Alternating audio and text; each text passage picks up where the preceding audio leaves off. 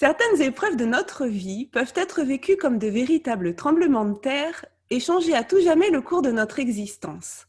Certaines relations, avec les autres, avec nous-mêmes, avec le monde, peuvent nécessiter une harmonisation, se révélant être parfois un véritable défi. Dans cette série de vidéos, je vous propose de partir plusieurs fois par mois à la découverte du parcours de vie d'un leader du développement personnel qui, comme nous tous, a vécu des épreuves parfois douloureuses, des relations plus ou moins difficiles, mais qui avaient toutes leurs raisons d'être. Ils vont nous partager les clés qu'ils ont personnellement utilisées pour dépasser ces situations et devenir une nouvelle version d'eux-mêmes. Bonjour à tous, je suis Virginie Chastel, créatrice du podcast Osmose Harmonisons nos relations, que vous pouvez retrouver sur les plateformes citées en description. Ces entrevues Osmose sont là pour vous apporter encore plus de valeur. Aujourd'hui, j'ai l'immense plaisir de rencontrer Ludovic Leroux. Bonjour Ludovic. Salut Virginie. Comment vas-tu ? Très très bien. Et toi ? Écoute, ça va très bien. J'ai l'impression qu'on se quitte plus parce qu'on s'est vu hier dans ton groupe en Facebook Live et aujourd'hui on enregistre cette entrevue, mais c'est un grand plaisir pour moi. Alors, je commence toujours mes interviews par présenter mon invité, mais surtout, ce que j'aime, c'est le présenter à ma façon, comment je t'ai rencontré, comment je suis arrivée jusqu'à toi. Et pour arriver jusqu'à toi, j'ai pris un petit détour parce que d'abord, j'ai rencontré une cocotte, une happy cocotte, qui est Aurore Servanti-Leroux, dont tu es l'heureux mari. Donc, d'abord, j'ai rencontré ta compagne, ta conjointe, qui est aussi coach. Et la première fois que je l'ai rencontré, c'était à l'occasion d'un webinaire, mais pas un webinaire dans une formation de coaching, de développement personnel. En fait, à ce moment-là, je faisais une formation en immobilier, puisque quand j'ai quitté l'éducation nationale, j'ai d'abord fait un passage par l'immobilier et elle était invitée par la formatrice. Alors, j'ai recherché pour me rappeler, on était en juillet 2019, au moment effectivement où je tentais cette reconversion. Et Aurore nous a parlé de neurosciences, de neurobiologie, de théorie polyvagale, des états de notre système nerveux autonome. Et alors là, découverte pour moi, parce que j'avais quand même fait des études de biologie et j'avais jamais entendu parler de toutes les choses dont elle nous parlait. Bon. Faut avouer aussi que c'était au siècle dernier parce que j'ai quand même eu ma maîtrise en l'an 2000. Donc, c'était il y a déjà un petit moment. Et ce que je savais pas, c'est qu'en fait, on s'est croisés parce que je crois que tu étais au live de la meilleure année de votre vie en mai 2019 avec Aurore. Donc, il y avait aussi beaucoup de monde. Hein. Mais on s'est peut-être croisés, mais on se connaissait pas. On se connaissait pas à ce moment-là, mais comme j'ai vu des photos après du live où je crois que tu es au premier rang avec Aurore. J'étais sage. Tu étais très sage, oui. Et tu n'étais pas montée sur scène à ce moment-là, donc du coup, j'avais pas souvenir de toi. Et j'ai revu Aurore. Alors, je l'avais vue une première fois par écran interposé, mais en novembre 2019. Ouais. Là, à ce moment-là, ma formatrice en immobilier organise un week-end live, en fait, et Aurore vient intervenir, vient nous faire un atelier, donc en présentiel, où elle nous met en situation avec ces trois états du système nerveux. Et en fait, quand je pars à ce week-end à Paris, quelques jours avant, je me rends compte, en fait, j'ai un flash que cette reconversion dans l'immobilier, c'est pas la bonne. Mais je monte quand même à Paris parce que de toute façon, j'ai payé le week-end. Et alors vraiment, je regrette pas parce que cette rencontre avec Aurore, c'est un des meilleurs souvenirs en fait de mon week-end. Tu vois, la chose qui n'a rien à voir avec l'immobilier, parce qu'à ce moment-là, elle nous parle à nouveau du système nerveux autonome et elle nous parle de toi. Et c'est la première fois, en fait, que j'entends parler de toi. À ce moment-là, ok. Voilà. Et elle nous parle aussi de ton système nerveux autonome, de comment comment tu as fait évoluer les choses. Et à ce moment-là, je te connais pas. La seule chose que je sais, c'est que tu t'appelles Ludo. Ouais, exactement. Ça, c'est vrai. Mais je ne sais rien trop de plus sur toi. Et puis les semaines passent, et puis je finis quand même par aller voir qui tu es, aller voir ce que tu fais, ce que tu proposes. Et là, ben, je découvre que tu es un ancien préparateur mental, que tu es maintenant coach, que tu as été formé à l'INA, l'Institut des neurosciences appliquées, que tu es formateur de coach. Et je découvre aussi que tu es un ancien timide. Oui, c'est ça. Voilà, ce qu'on n'imagine pas forcément aujourd'hui pour ceux qui te voient aujourd'hui sur les réseaux. Et là, je découvre Exactement, ouais. que tu es allé chercher dans les neurosciences des choses pour t'aider à te comprendre, mais que ça n'a pas suffi et que c'est vraiment la théorie polyvagale dont nous avait parlé Aurore qui t'a permis de faire sauter les blocages. Et là, je Mm. m'intéresse vraiment de plus en plus à ce que tu fais, à ce que tu dis, et j'embarque fin avril 2020 dans l'aventure pleine confiance avec toi. D'abord sur ton programme tout public pour les Ouais. particuliers, et puis ben là, on vient de commencer le parcours de coach professionnel, donc de coach certifié en pleine confiance avec toi. Donc voilà, je vous présente Ludovic Leroux, mon coach, qui me forme à la théorie polyvagale, parce que je parle tout le temps de toi, mais enfin, je fais Ouais, cette interview avec toi. exactement. Voilà. Alors aujourd'hui, dans le cadre de ces entrevues Osmose, moi, j'aime parler de ce sujet qui me tient à cœur, qui est l'écologie relationnelle. Et alors, je le dis à chacun de mes invités, donc ceux qui suivent mes entrevues, ils savent, je le dis à chaque fois, que j'aime parler d'écologie parce que la qualité de nos relations, elle est aussi importante que la qualité de l'air qu'on respire. Et que cette écologie relationnelle, eh bien, c'est un ensemble, un écosystème qui comprend les relations à soi, les relations aux autres, les relations au monde. Et tu nous en parles tout le temps dans la théorie polyvagale parce que tu nous dis que c'est la science des relations. Ouais. Et vraiment, je suis infiniment reconnaissante de venir partager aujourd'hui avec nous, eh bien, ton écologie relationnelle. On va parler de la tienne aujourd'hui. Donc là, Ouais. les phares sont sur toi. C'est ça. Alors, Pas sur la théorie polyvagale, sur moi. voilà, sur toi. Ben, forcément, on va parler de la théorie polyvagale, mais avec un exemple qui va être Ouais, ouais. Ludovic Leroux. Aujourd'hui, j'ai en face de moi donc une personne sereine, souriante, la plupart du temps en ventrale, qui apporte sa contribution au monde, qui fait preuve d'humour, qui ose, mais ça n'a pas toujours été le cas, d'après ce que j'ai compris. Ouais. Alors, pour démarrer cette entrevue, est-ce que tu pourrais nous parler justement de ta relation au monde et nous dire par quelle épreuve, en fait, tu as dû passer pour être l'homme que tu es aujourd'hui? Alors, peut-être pas toutes les épreuves, mais en tout cas, celles que tu as envie de nous partager. Bah, c'est sûr que moi je dirais qu'il y a eu deux passages importants avec une transition. Il y a toujours des transitions dans l'évolution. Et du coup, il y a toute une première partie, on va dire, de 0 à 35 ans, où je suis quelqu'un de timide, réservé, qui se laisse un peu aller, hein, qui les autres choisissent pour moi, Mm. vraiment pas faire de vagues, pas me montrer. Moins on me voit, mieux c'est. Et pourtant, au fond de moi, je sens qu'il y a quand même quelque chose. Je sais pas, je fais des boulots des fois de commercial, donc je me cherche beaucoup dans la vie, mais je me mets parfois en danger entre guillemets parce que Oui. bah oui, avec ces boulots de commercial, malgré tout, on me reconnaît des qualités de manager, des choses comme ça, mais pour moi, c'est difficile parce que j'ai à ce moment-là une relation avec les autres qui est une relation de attention. C'est-à-dire attention aux autres, qui ils sont. Oui. D'accord? Vérifie qui ils sont Mm. avant de pouvoir t'engager dans une relation.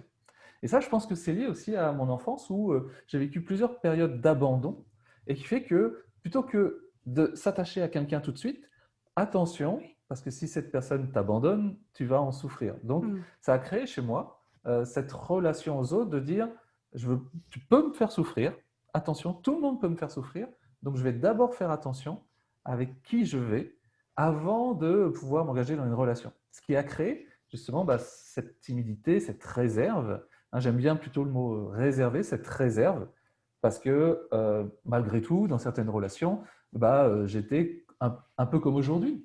Hein, Oui. et du coup, c'est vraiment cette, cette perception de la relation qui pouvait faire souffrir, qui m'a amené à avoir ce type de comportement. Et ça, c'est toutes les 35 premières années de ma vie. Ouais. Ensuite, il y a eu cette phase de transition entre 35 et 42 ans, on va dire. Aujourd'hui, j'en ai 45. Entre 35 et 42 ans, où là, je me suis dit non, je souffre aussi de ça, puisque j'ai tendance à m'isoler, j'ai tendance à être de moins en moins en relation avec les gens, parce que peut-être que la meilleure façon de ne pas souffrir, c'est d'être en contact avec personne. Je sens aussi qu'on me le reproche en quelque sorte, tu vois, ouais, pourquoi tu sors pas, pourquoi ceci, on a l'impression que tu es triste, qu'est-ce que tu as? Bah non, j'ai rien en fait, c'est juste que je fais attention, mais inconsciemment. Donc les autres te renvoient quelque ouais, chose une sorte de jugement en fait, une critique sur ouais, l'état dans lequel tu es. bah oui, parce que par exemple au travail, on allait de temps en temps me voir, on dit ça va? Ah Bah oui, oui, ça va. Tu vois, oui, ça va. Mais comme j'étais dans un mode repli, tu sais, on bouge pas, on parle à personne, eh bien ça renvoyait une image, une énergie que tu connais de dorsal, en fait, voilà, de quelqu'un en danger, en repli, qui ne va pas bien, en fait. En ouais. fait, si, c'est juste que je suis dans mon monde, en fait, et ça allait, et au contraire, c'est limite, Oui, ça m'agressait en disant, mais si, ça va, c'est bon. oui, oui, laisse-moi tranquille, Là, quoi, c'est tout un va peu bien. voilà, l'ours dans sa caverne qui dit non, non, mais moi je suis très bien là, tranquille. Donc, euh, donc, cette phase ensuite de transition, c'était à la recherche de moi-même, enfin, toi, de pourquoi c'était comme ça. Oui. Donc, c'est là où j'ai embarqué dans le développement personnel, il y a à peu près une dizaine d'années, un peu plus, et à la recherche de solutions. Voilà, à la recherche de solutions. Et comme j'étais fasciné par le cerveau, j'ai été voir tout de suite dans le cerveau. Donc, comme tu disais, préparation mentale, Ouais. neurosciences, pourquoi je suis comme ça. Mais du Et coup, tu dis recherche de solutions, ça veut dire que quand même cet état, même si tu disais aux autres, laissez-moi tranquille, tout va très bien, c'était pas quand même du 100%, tout va bah, très bien, quoi.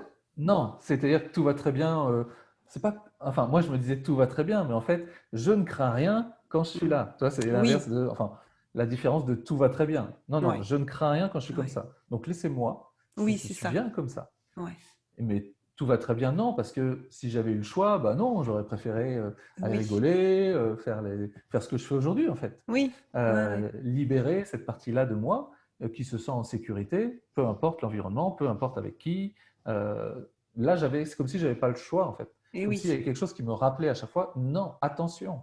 Hein, un signal d'alarme, attention. Tu rentres dans une pièce, tu ne parles pas, attention. Écoute, si tu vois quelqu'un qui a l'air gentil, qui est cool, tu vas vers elle, Mm. d'accord? Mais quelqu'un qui se sent un peu trop en confiance, serein, Ouais, tu vas pas vers lui ouais, parce qu'il peut t'écraser, enfin toi, ouais. tu vas aussi te comparer. Donc j'allais vers des gens qui étaient un peu comme moi, où je ne craignais rien du coup, Mm. hein, où j'avais la perception que je craignais rien. Et toute cette recherche, c'est parce que je sentais que malgré tout, oui, ça me faisait souffrir aussi, parce que j'avais pas envie de vivre toute ma vie comme ça et que je sentais au fond de moi qu'il y avait aussi euh, d'autres choses. Et ça, quand j'étais au rugby, je le voyais bien parce qu'en troisième mi-temps, quand on faisait la fête et qu'après quelques verres d'alcool, tout d'un coup j'étais beaucoup plus sociable, je voyais bien qu'il y avait aussi ce personnage en moi. Alors soit je devenais alcoolique et j'étais toujours comme ça, ou soit je me disais comment je peux faire dans d'autres façons Mm. pour aussi vivre ça. Parce que du coup je trouvais ça super sympa aussi.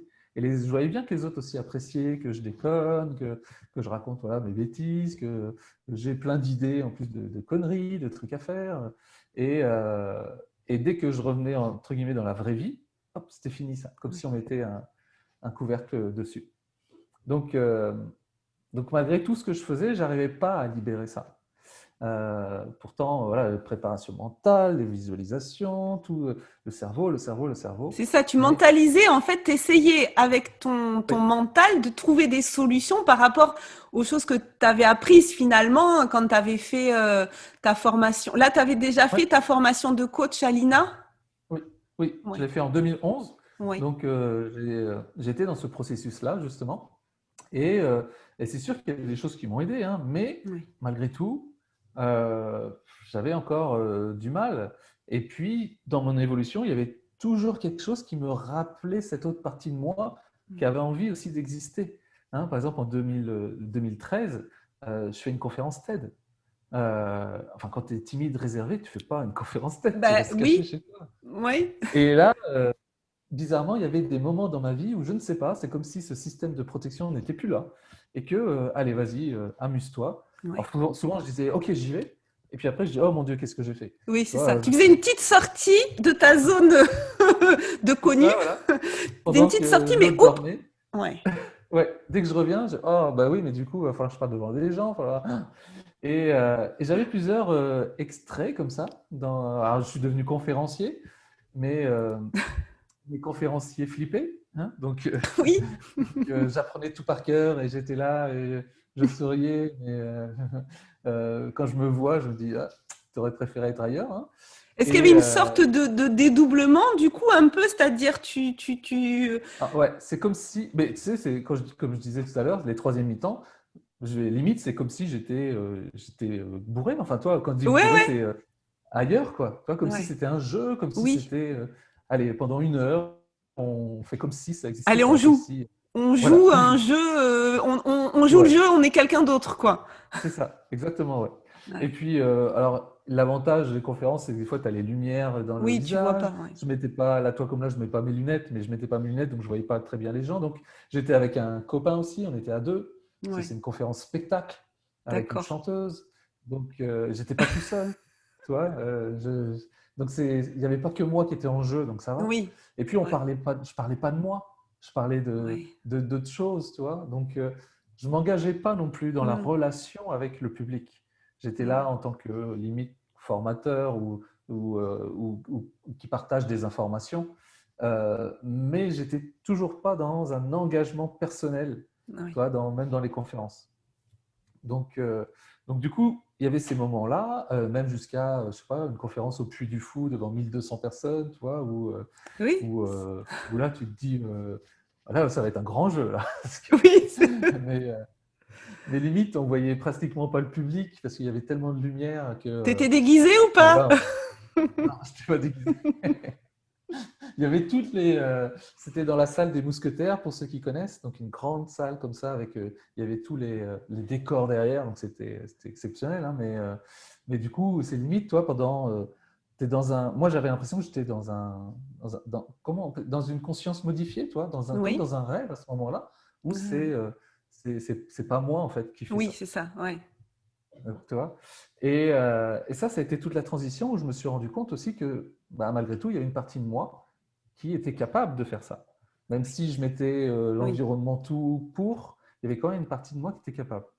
Et puis en 2018, donc il y a bientôt 3 ans, c'était février 2018, bah, c'est là où j'ai découvert la théorie polyvagale, oui. où tout d'un coup on m'a parlé de mon corps, alors que moi j'étais que dans la tête. Hmm, Voilà. Et en fait, je me suis aperçu que tout ce qui me retenait à être ce Ludovic-là se situait dans mon corps, en fait, dans ce système de protection, ce système nerveux. Et à partir du moment où j'ai créé de la sécurité dans mon corps, bah, ça a créé de la sécurité dans ma tête. Et là, c'est comme si les portes se sont ouvertes petit à petit, oui, une oui. par une, tu vois, et qui font qu'aujourd'hui, limite, les portes s'ouvrent trop vite. Des fois, Ça va trop mon vite. système de protection, mon ego, il aimerait bien refermer la porte. Mais c'est trop Ouais, c'est tard. le mental qui reprend du coup le contrôle. Oui, c'est comme si tu sais, le garde du corps, là, Hmm. il était débordé, quoi. Comme s'il y avait un enfant qui courait partout, qui disait «Ah, mais qu'est-ce qu'il fait? Non, non, mais je peux plus le choper, quoi.» Alors qu'avant, je l'avais Mais bien attaché, il bougeait pas. et du coup, c'est intéressant que tu dis c'est comme un enfant, c'est-à-dire que est-ce que toi, tu as ce souvenir-là? Quel souvenir tu as du coup de quand tu étais enfant?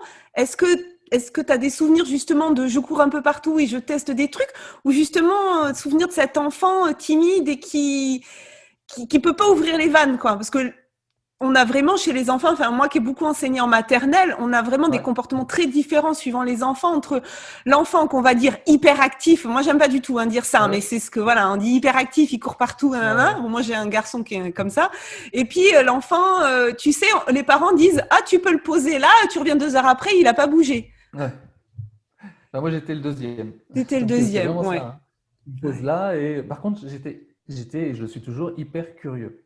ouais. Donc, malgré tout, malgré cette timidité, j'avais une hyperactivité mentale. Oui, D'accord? Parce que oui, oui, j'observais je me posais les questions, pourquoi, comment, mais tout seul. C'est sans aller vers les autres, pourquoi, blablabla. Non, tout seul, tiens, pourquoi. Et je pouvais, j'ai des images dans ma tête, je pouvais, je sais pas, mon père qui faisait des petits travaux manuels sur son atelier, tu vois, je pouvais me poser, me mettre comme ça, et puis le regarder. Et puis voilà, je regardais tout ce qu'il faisait, j'observais. J'étais très observateur. Et du coup, j'aimais aussi à l'époque, quand j'étais enfant, beaucoup lire. Après, de 10 ans jusqu'à 35 ans, j'ai plus lu du tout. Ah oui. Aujourd'hui, j'adore lire. Mais j'aimais beaucoup lire, j'aimais beaucoup l'imaginaire. C'était important pour moi, j'imaginais beaucoup de choses. J'étais vraiment quelqu'un de très créatif. Et tu trouvais les réponses parce que tu dis, j'étais pas tout le temps en train de demander, voilà, de poser des questions. Donc tu te posais les questions toi-même et les réponses, alors tu les trouvais dans les livres ou du coup les questions restaient sans réponse. Comment? Parfois, ça restait sans réponse, mais je me dis, tiens, comment, pourquoi j'observais les gens, tiens, pourquoi il fait ça, comment? Ah tiens, je regardais et tout ça, mais des fois, oui, ça restait en suspens, mais c'était plus de la curiosité, de l'intéressement sans chercher les réponses, toi. Et j'ai toujours, enfant, j'ai toujours été comme ça, donc plutôt observateur, à l'écoute, dans son coin. À l'école, c'est pareil. Après, dans la scolarité, au bout d'une année, tu connais quand même les gens. Je me sens à l'aise avec certains, donc du coup, je faisais des conneries. Mais on m'appelait, comment on m'appelait au rugby, par exemple. Comment on m'appelait? C'était l'ange, toi, le mec qui est tout gentil, qui fait des conneries par derrière, mais qui se fait jamais attraper, quoi. Ah oui, mi-ange, mi-démon un peu, non, quand même? Ouais, bah oui, parce que dès que je me sentais par contre en sécurité, oui, il y avait cette partie moi très joueur qui ressortait. Et du coup, voilà, j'étais vraiment l'image de petit enfant, calme, tranquille, mais à l'intérieur, ça bouillait, ça bougeait partout. Comme s'il y avait quelque chose qui m'en empêchait, toi. Donc c'est vraiment ça quand j'étais enfant. Aujourd'hui, du coup, j'arrive à concilier les deux. Voilà. J'arrive à être à la fois calme, et puis, quand ça sort, quoi. Ça va dans tous les sens, je m'amuse, je déconne, je me fous de la gueule des gens. Voilà. Mais du coup, avec cet humour-là, dans le cercle avec Martin Latulipe, dans son mastermind, je leur fais des vidéos à peu près tous les mois où je me fous de la gueule de Martin. Ça, il nous en a parlé, hein. Il nous en a parlé. Il a dit, oui, il y en a un dans mon cercle, là. Et moi, je savais de qui il parlait parce que tu nous en as... Il dit, à chaque fois, il se fout de ma gueule. Et il nous dit, mais il dit, avant, il n'était pas comme ça, hein. Exactement, bah oui, parce que ça fait 3 ans que j'y suis. Et le premier séminaire qu'on a fait tous ensemble, j'ai parlé une fois. J'ai parlé une fois en 5 jours. Et le dernier jour. En plus. Histoire que si c'était pas la bonne parole, au moins c'était le dernier jour, tu revoyais pas les gens, quoi. Et Martin était venu me voir en me disant, ça va, j'ai l'impression que, je sais pas, je te sens pas comme quand on était tous les deux, ça allait. Oui. Mais là, en groupe, avec plein de gens que je connais pas, des leaders justement, du développement personnel, puis tu arrives et puis tu me revois aujourd'hui où les gens dans le groupe, ils disent « Oh putain, il faut pas que je dise quelque chose, Ludo, il va reprendre ça, il va le transformer, il va se foutre de moi. » Et ça a complètement changé. Et puis moi, je me sens beaucoup plus libre. En fait, je suis plus dépendant de ces relations, en fait. De savoir si je plais ou pas, si c'est bien ou pas. C'est ça. Je suis complètement libéré de ça. Et moi, ce qui m'intéresse, c'est justement la qualité et l'écologie relationnelle. Et souvent, je leur dis, quand je me moque de vous, c'est que je vous aime. C'est ma façon de vous aimer. Sinon, je ne vous porterai pas d'attention. C'est ça. Et aujourd'hui, en fait, plutôt que de me protéger moi, je donne, en fait. Et peu importe qui est devant moi, et je m'en aperçois vraiment de plus en plus, que ce soit, je sais pas, des grands psychologues, des médecins. J'ai fait une conférence sur la médecine traditionnelle et la médecine, on va dire, plus spirituelle, où il y avait des grands médecins et tout ça. Et je me suis aperçu que j'étais à l'aise, en fait. Mais peu importe leur posture, leur place, j'étais à l'aise parce que en plus je rigolais avec eux, je déconnais, je me foutais d'eux aussi du coup. Et en fait, bizarrement, avant je mettais de la glace entre les gens, et aujourd'hui c'est moi qui brise la glace tout de suite. Oui. Tu vois, et du coup aujourd'hui j'ai cette capacité de pouvoir malgré tout être en retrait si je le souhaite, mais ça ne m'empêche pas de rentrer dans les relations si je le souhaite aussi. Donc, c'est vraiment cette troisième période-là que je suis en train de vivre. Oui. C'est comme je me sens en sécurité, la relation n'est plus une menace. Au contraire, c'est une ressource. Et du coup, plus je crée des relations et plus je peux créer des ressources aussi dans ce monde, quoi, où il y a plein de ressources, comme tu disais. On s'est vu à la meilleure année de notre vie. Mais moi, quand j'allais dans des événements comme ça, je repartais, j'avais rencontré personne, si ce n'est les personnes que je connaissais déjà. Oui. Donc, j'ai créé aucune ressource nouvelle. Aujourd'hui, quand je vais dans un événement, alors du coup, maintenant, c'est les gens qui viennent vers moi. Oui, Mais, oui. Oui, mais les gens disais, pourraient venir te voir et puis toi, tu pourrais rester, mais, voilà, pas avoir envie, juste, oui, bonjour, oui, d'accord, oui, tu sais, ce que tu nous oui, c'est disais sur ça. la formation, quand tu es en dorsale, quelqu'un vient te poser une question, qu'est-ce que tu fais dans la vie? Je suis coach. Et puis c'est tout, quoi. Tu pourrais Ouais. t'arrêter Oui, là, c'est quoi. ça. Ouais. C'était ce que je faisais avant. Hein. Tu fais Mm, quoi? Je suis coach. mm, Mais tu sentais bien le point final à la fin. mm. Je suis coach. Au final. Merci, au revoir. Et puis limite Et, le regard et la tête qui est déjà tournée, oui, c'est prête à ça. aller ailleurs, quoi. Et pas le «Et vous alors?» Non, non, Oui. non, merci, au revoir. Mais je te raconte une petite histoire. En septembre, donc c'est pas il n'y a pas très longtemps. Donc je faisais cette conférence-là dans cet événement de Anne Sarkissian, que tu connais Oui. peut-être, Oui. en Bretagne. Là. Et je suis rentré, j'étais pas en retard, mais limite. Donc je suis rentré dans le hall et j'étais pas préparé, tu sais, à accueillir les gens. Oui, Parce oui, oui, qu'aujourd'hui, je me oui. prépare à accueillir les gens. Et là, il y a une personne qui me regarde. On avait tous des masques. Hein, la Eh personne me oui. regarde. Vous êtes Ludovic Leroux? Oui. Et je croyais qu'elle faisait partie de l'organisation et qu'elle allait me dire ah bah allez là-bas et tout. Oui. Mais j'étais vraiment, tu sais, oui. Qu'est-ce qu'elle a? Pourquoi? Et en fait, non, c'était quelqu'un qui me connaissait, mais qui ah je vous suis. Ça. Ah d'accord, bah super, merci. Mais tu sais, il a fallu un temps de dire qu'est-ce qu'elle me veut? Quoi? Oui, Qu'est-ce qu'il y c'est a? ça. Ouais, ouais, ouais. Tu vois. Mais du coup, très vite, voilà, j'arrive à lâcher et revenir à ah bah super, génial. Mais avant, c'était vraiment oh mon Dieu, qu'est-ce qui se passe? Ouais, Pourquoi on parle de moi? Je n'ai pas envie. ouais, Donc, ouais, ouais. donc là, si je suis pas préparé, ça peut encore m'arriver. Ça me Oui, bien surprend sûr. en fait. Je me laisse surprendre. Mais très vite, voilà, je fais tomber les masques, tous les boucliers pour accueillir la personne. Ouais. Et moi, je trouve que dans ton histoire, finalement, enfin, tu es quand même une personne hyper bien placée parce que vraiment tu l'as vécu, de pouvoir transmettre aujourd'hui eh bien toutes ces notions quoi sur le système nerveux autonome parce que tu l'as vécu étant enfant, t'as vécu ces transitions et un peu, enfin, j'ai envie de dire un peu comme si tout ça, ça t'avait servi pour aujourd'hui pouvoir parler de ça et pouvoir prendre des exemples qui te concernent toi, parce que c'est vrai que quelqu'un qui viendrait nous expliquer voilà le système nerveux autonome avec les différents états, mais qui serait pas passé par ces états-là, il y aurait. Alors bien sûr, on peut l'expliquer, mais là on sent vraiment, et c'est pour ça que moi j'avais vraiment envie qu'on fasse cette entrevue tous les deux, parce que ton parcours personnel il s'intègre, enfin, ça tombe pile poil, quoi, quand même. Oui, c'est ça, oui. C'est tombé sur toi. C'est toi qui, en France, est le premier coach formé par une américaine, Déborah, rappelle-moi Dana, son nom. Dana. Déborah Dana, voilà. Enfin, je veux dire, ça tombe sur toi, t'es le seul coach à y aller. Ça aurait pu être quelqu'un d'autre. Ben non, pim, on tombe sur Ludovic, l'ancien timide. l'ancien...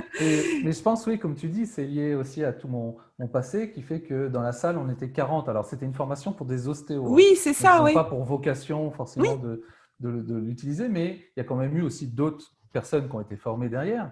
Mais moi, ça a mis de la lumière et puis comment dire, une grille de lecture oui, de tout ce qui s'est passé avant dans ma vie. c'est Et de ça, ouais. comprendre que c'était complètement normal, en fait. Toi, plutôt que des fois de se dire ah ouais, mais j'étais comme ça, de se le Oui, reprocher. Mais non, tu faisais ton job, ton système nerveux faisait son job de te protéger. C'était oui, juste que tu ne savais pas faire autrement. Et en fait, en apprenant et en apprenant à faire autrement, bah, c'est sûr que quand tu es pas trop timide, pas trop réservé, bah, finalement, ce n'était pas un problème. mais oui, Mais là, c'est comme si j'étais passé d'un extrême à aussi un autre et que j'avais vécu tout le spectre, toi, oui, de l'introversion à l'extraversion.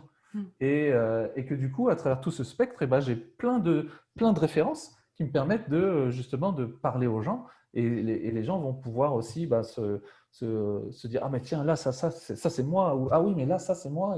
Et j'ai pu, pendant ces 2 ans et demi, justement, élargir ce spectre pour aller vers justement quelque chose d'extraverti. Aujourd'hui, en conférence, je ne sais pas ce qui va se passer. Et j'apprends, quand je vais faire une conférence, j'y vais avec un outil à la fin, mais tout le reste, je ne sais pas. Je vais être mon propre spectateur de ma conférence et je me laisse complètement aller. Là, je vais intervenir à la Z, mais je ne sais jamais ce qui va se passer. Je sais que si je vais préparer un truc sur Martin, il ne faut pas lui dire, même si je l'ai déjà dit, mais là, il m'a dit, tu sais que du coup, cette interview, elle va être diffusée avant le live de la Z. Hein, donc Ouais, je sais, on va m'attendre. Mais non, mais par exemple, la dernière fois, je l'ai eu, il m'a dit, oui, en fait, ta conférence d'1 heure, elle va être 50 minutes sur moi et tu vas 10 minutes sur la pleine confiance, quoi. Mais non, je sais que à ce moment-là, il va me venir. Mais tu sais, la nuit, je rêve de conférences. Je fais des conférences la nuit. C'est génial. On va dire, j'ai fait des milliers de conférences, dont la plupart étaient la nuit. Ouais. Mais il y a des fois des choses qui me viennent en disant, non, tu peux pas dire ça ou tu peux pas faire ça. Mais sur le moment, si. Alors, je ne sais pas ce qui va se passer. Et pour moi, c'est ça, être extraverti. C'est pas parler fort, voilà, parce que ça, c'est obligé.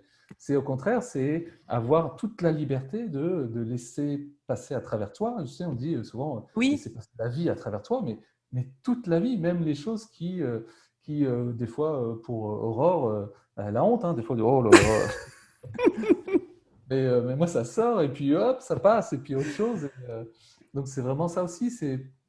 Pour moi, la vie, elle est dans notre corps. Donc aujourd'hui, je laisse mon mental il est à la disposition de mon corps et non l'inverse. Et du coup, tout ce qui m'anime, souvent on parle voilà, de quoi tu t'animes, tout ce qui m'anime, c'est ce qu'il y a dans mon corps. Et du coup, tout ce qu'il y a dans la vie aussi. Et tout ça, ça passe à travers moi, ça sort. Et des fois, je suis animé de conneries. Donc, il faut que ça sorte. Et si tu le fais, enfin voilà, si on m'avait demandé comment tu fais pour cette répartie, mais avant, j'avais aucune répartie. Hein. Tu m'aurais dit, ouais, et toi, toi-même. Enfin, ouais, oui, c'est ça. C'est celui qui dit qui est, quoi. Ouais, c'est ça, voilà. Ouais. Mais justement, sur ce changement que tu as eu, toi, comment tu as vécu ce changement, puisque tu l'as vécu quand même à un âge, pas un grand âge, mais c'est pas à l'adolescence, quoi. Tu vois, alors à l'adolescence, il y a des choses qui se passent et qui peuvent perturber, mais on va dire que toi, c'est comme s'il y avait une renaissance presque à la trentaine ou fin de la trentaine, mais comment tu as vécu ce passage? Est-ce que ça a été tellement progressif? Parce que tu disais voilà, que ça faisait 2 ans et demi que tu avais découvert tout ça. Est-ce que le passage a été tellement progressif que finalement ça s'est bien passé? Ou est-ce qu'il y a eu des points de frottement où finalement tu te disais c'est quand même inconfortable, je préférais avant, limite, parce qu'au moins je savais comment j'étais. Comment tu as vécu cette transition? Tu as utilisé un mot qui me parle, c'est renaissance. Oui. Parce que quand on naît, en général, le bébé, il ne se pose pas toutes ces questions, sauf s'il a eu des problèmes intra-utérins, mais des traumatismes à ce niveau-là. Mais sinon, il a tendance justement à être plutôt en lien, en sécurité, à découvrir. Et comme tu le sais, du coup, dans cet état de ventral, on est dans l'amour. D'accord ? Je vais découvrir justement ça. Et moi, c'est ce qui s'est passé à travers cette renaissance. C'est-à-dire, plutôt que d'être dans la peur, j'ai découvert l'amour. D'accord. Ouais. Et l'amour de moi, l'amour des autres. Et ça s'est fait assez rapidement. Parce que ça fait que à peine 3 ans, hein, quand même, que je n'étais pas du tout comme ça. Hein.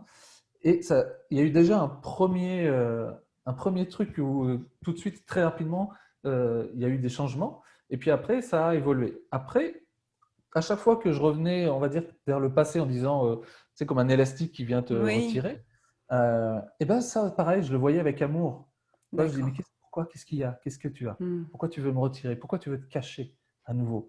Et du coup, c'est ça qui a fait que la transformation s'est faite assez rapidement. C'est que tout d'un coup, dans cet état de sécurité interne, j'ai développé chez moi ce sentiment d'amour. Et d'amour pour moi, d'amour pour les autres, d'amour pour l'environnement, et ne pas comme parfois on peut l'apprendre dans le développement personnel, hein, de ne pas chercher ou valider cet amour. On l'a déjà à l'intérieur.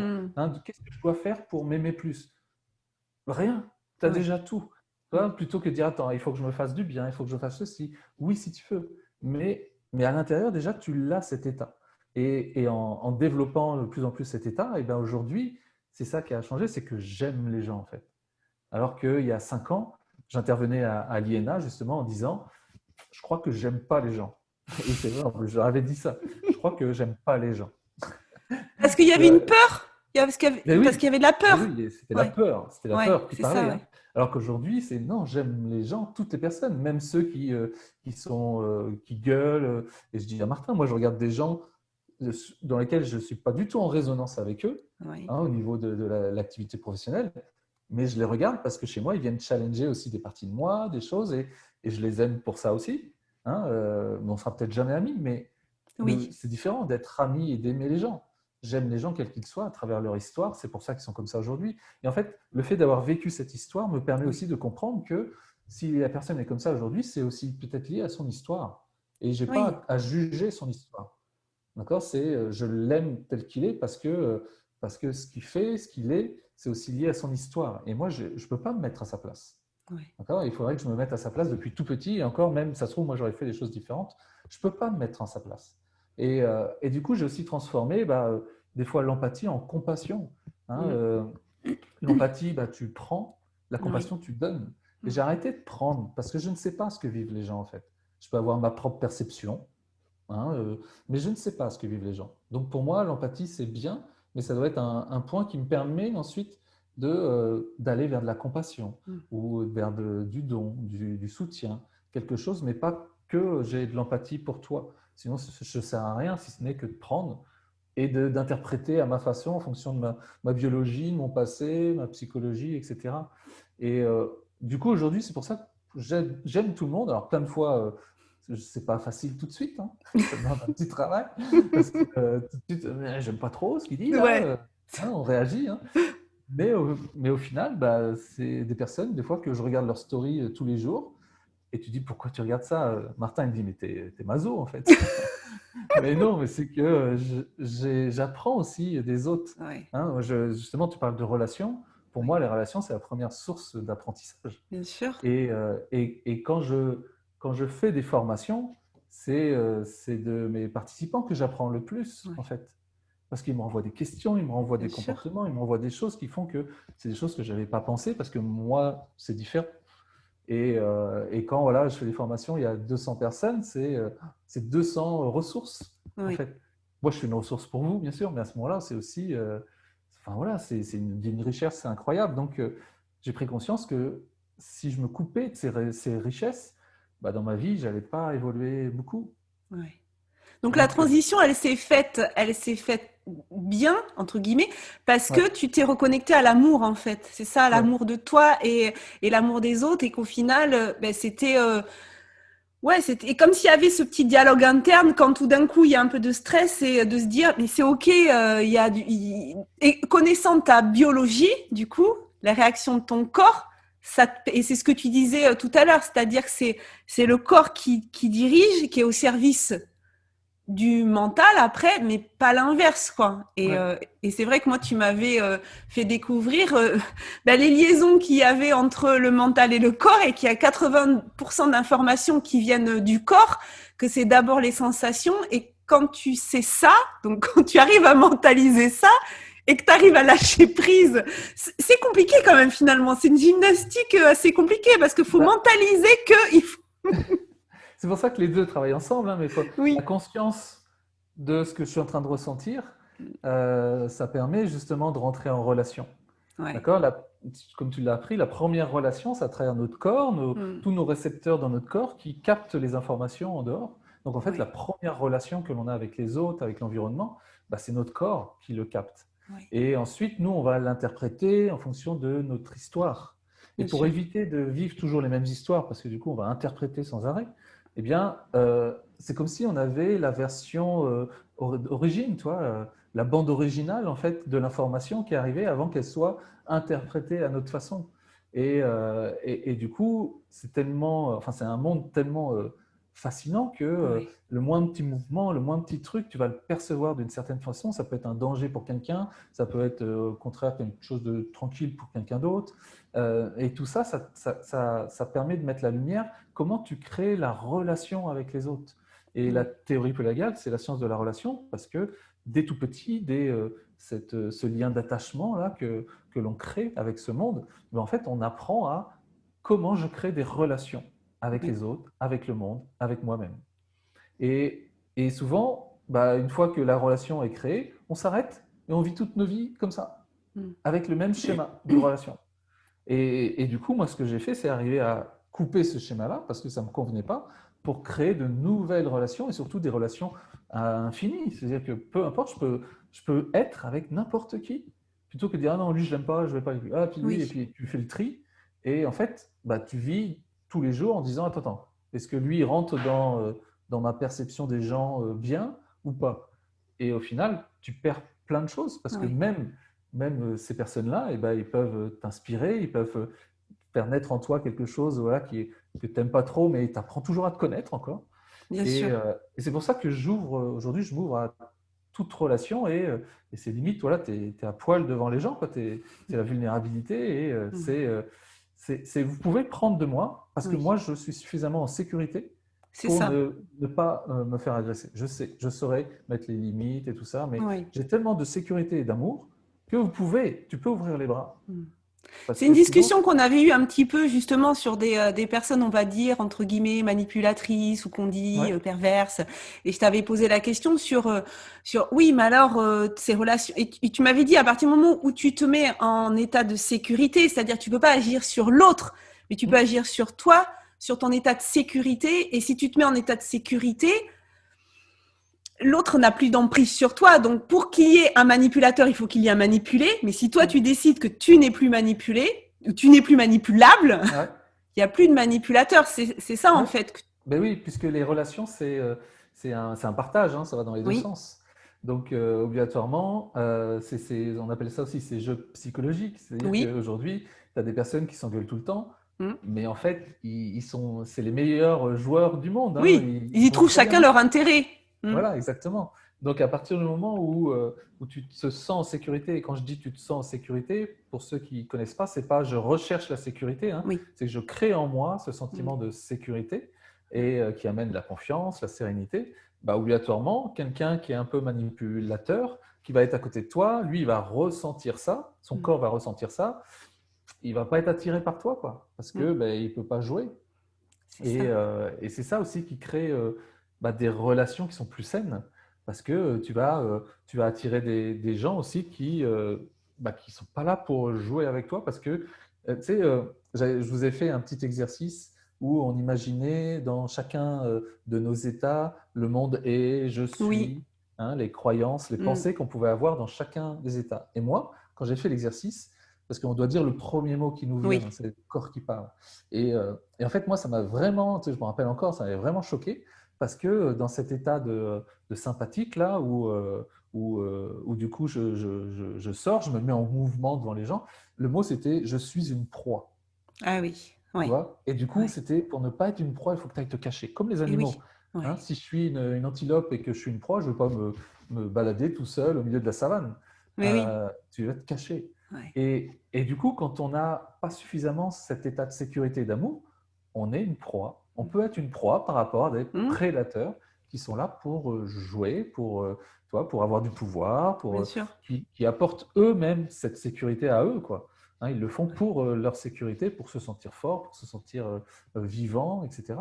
Donc, c'est aussi un moyen d'avoir des relations saines et de pouvoir regarder les gens dans les yeux et qui vous disent « Oh, elle, non, je ne vais pas aller la voir, je ne vais pas pouvoir jouer avec cette personne-là. » Dernière question que j'avais envie de te poser, c'est que tu disais que voilà, toi finalement, ça s'était passé dans l'amour, en fait, ton changement, donc tu l'avais vraiment accueilli, mais les autres, parce que Les autres, eux, ils connaissaient un Ludo timide, un Ludo qui prend pas trop de place, un Ludo qui se moque pas de nous, un Ludo qui...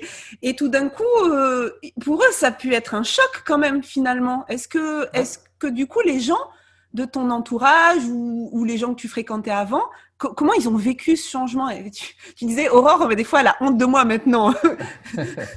Comment ils ont vécu ça, eux? Je vais prendre l'exemple d'Aurore et l'exemple de ma famille. Parce Oui. que vu que je ne créais pas beaucoup de relations, j'avais des amis, Oui. mais comme je bougeais, j'avais Ouais. des autres amis, c'était des relations courtes que j'avais. Mm. Et du coup, Aurore, elle a dû se réadapter en fait. Hein, parce qu'elle était habituée à quelqu'un calme, posé. Et là, tout d'un coup, il y a quelqu'un qui arrive, ouais, qui court. Et du coup, elle, des fois, qu'est-ce qui se passe? Quoi, arrête. Elle me le dit des fois. Hein. Il y a un souci, la maison brûle. Heureusement, elle a fait la formation, donc elle oui. s'adapter. J'ai bien compris que ça l'a aidé du coup à gérer sa relation avec toi parce que. Et d'un autre côté, ma famille qui eux n'ont pas fait la formation. Oui. Au début, j'avais tendance à reprendre ma place d'avant. Ah oui. D'accord. Donc, pour les protéger, pourquoi en fait? Pour me, je sais pas, ça faisait naturellement en fait. Ouais. C'était bizarre. Instinctivement, je reprenais comme si tu retournes dans ton environnement et là, hop, d'un coup, c'est pareil. Ouais. Et puis en fait, je me suis dit, fais ton truc à côté. En fait, ne cherche pas à ce qui valide ce que tu es maintenant. Ne cherche pas à leur prouver que tu es différent. Fais ce que tu as à faire et tu verras bien comment ils réagissent. Et moi, j'ai appris un truc aussi, c'est important, c'est responsabilise ton environnement. C'est de leur responsabilité. C'est pas à toi de leur prouver ou de les aider à t'apprécier comme ci ou comme ça. Peu importe. Fais ton truc. Ouais. Et du coup, j'ai eu un cousin, parce que Noël, on le passe souvent tous en famille. Et j'ai un cousin à Noël qui vient me voir et me dit « Ah, j'ai vu tes vidéos, un extrait de ta conférence, wow, c'est génial !» Et il commençait à me poser des questions et tout. Et il travaille à la MAF. Il me dit « Tu veux pas intervenir chez nous ?» Et du coup, je suis intervenu à la MAF. Et puis, il y en a du coup qui étaient du coup un peu plus intimidés, qui n'osaient plus trop me voir en fait. Toi. Ah, c'est bien.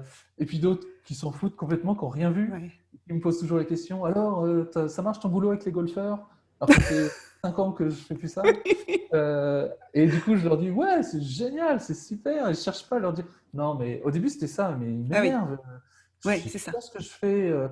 J'ai changé. Et non, ouais, c'est génial, mais oui, ça marche super bien. Et du coup, aujourd'hui, eh bien, j'y vais.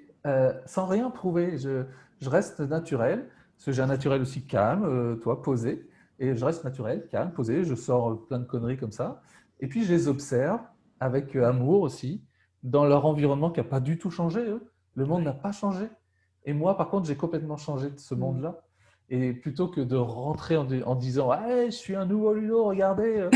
Non, j'y retourne et je respecte aussi leur monde, c'est ça, ouais. Et j'observe, je suis là, et malgré tout, je me sens bien.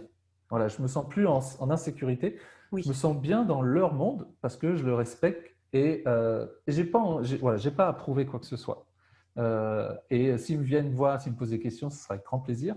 Mais sinon, voilà, je suis là et je te dis, aujourd'hui, je suis complètement différent d'eux, mais je les aime. C'est tout ce que je... C'est ça, c'est ce que tu disais, cet amour de l'autre et d'avoir cette humilité, aussi ce respect de dire chacun avance à son rythme et puis chacun, enfin, avance, c'est même subjectif parce que nous, on peut considérer que certaines personnes n'avancent pas parce que juste elles avancent pas comme nous, on avance, mais ils font aussi leur chemin et il est respectable aussi. Mais c'est vrai que c'est intéressant de se dire, voilà, quand on change, comment on peut se comporter quand on retourne? C'est souvent l'environnement familial, hein, parce que les amis, je dirais que c'est limite plus facile parce que ça vient finalement, quoi. Ouais. C'est-à-dire que si on change, on va retrouver un cercle de personnes qui va nous accepter. Et à la rigueur, celui qui nous accepte pas comme on est, bon ben, tant pis, quoi. Mais la famille, on peut pas la changer. Ouais, donc, si on peut éviter des fois d'arriver à la rupture relationnel avec sa famille. Mais des fois, c'est nécessaire aussi. Enfin, moi, j'en parle en connaissance de cause. C'est des fois nécessaire de faire des ruptures provisoires pour aussi se retrouver et avoir aussi cette possibilité de revenir sans avoir cette tendance à se justifier constamment.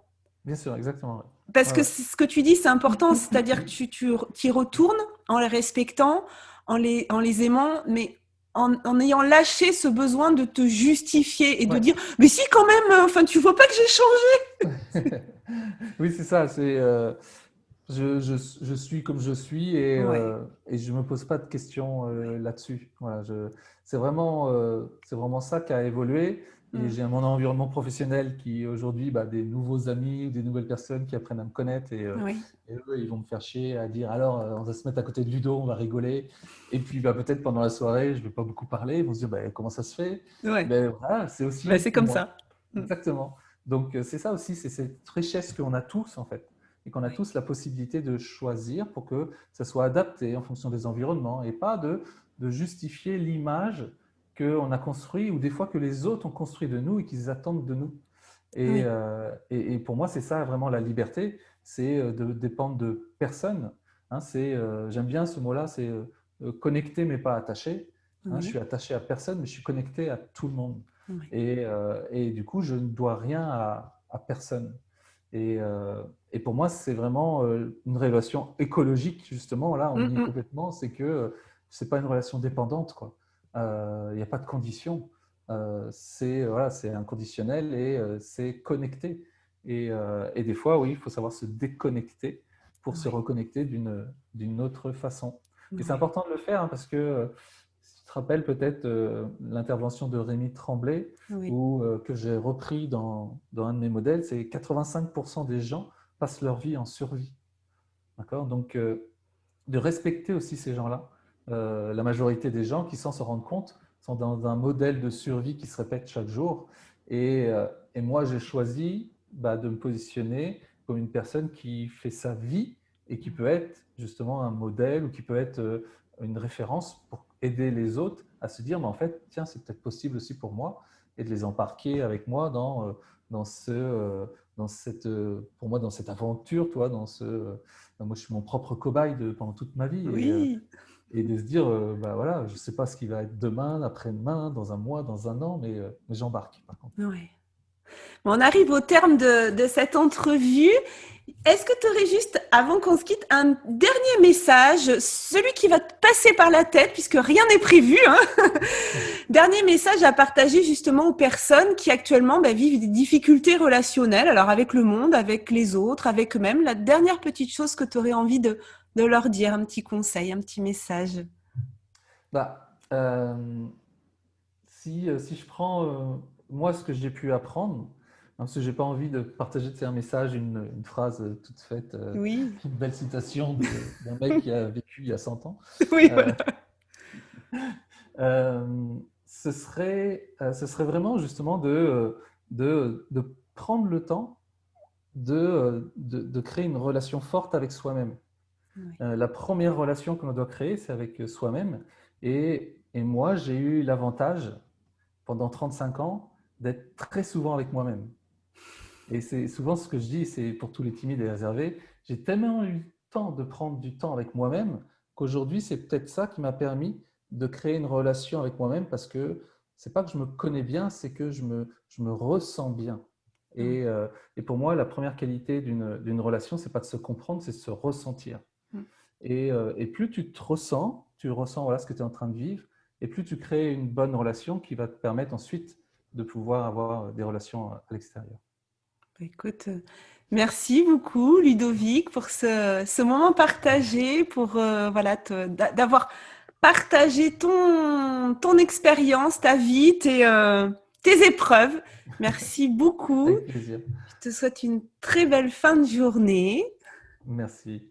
Si vous avez aimé cette entrevue, n'hésitez pas à cliquer sur le pouce.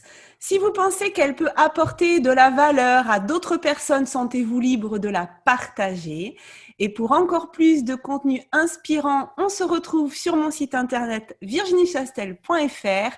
Très belle fin de journée à tous et surtout, comme je vous dis à chaque fois, Prenez soin de vous. Au revoir. Bye bye.